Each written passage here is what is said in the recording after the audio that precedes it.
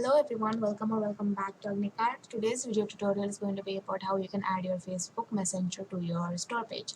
So the first step will be to go to settings and go to chat. So here you can see that there is already a WhatsApp chat that is present on the store. If you want to add your Facebook chat as well, you have to paste your Facebook page ID over here.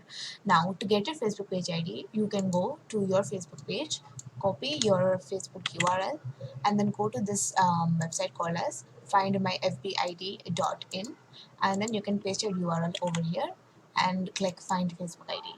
It will take a while. You will get your Facebook ID here.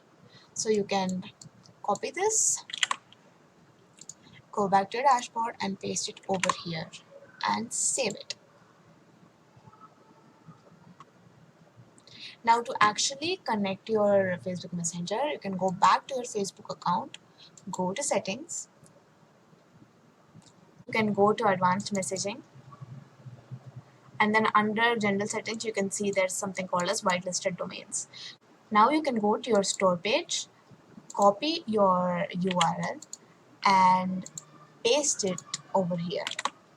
So now whenever you're pasting URL, you have to make sure that it's always a secure site, which means it always has HTTPS before the website URL, and then save it. After it is saved successfully,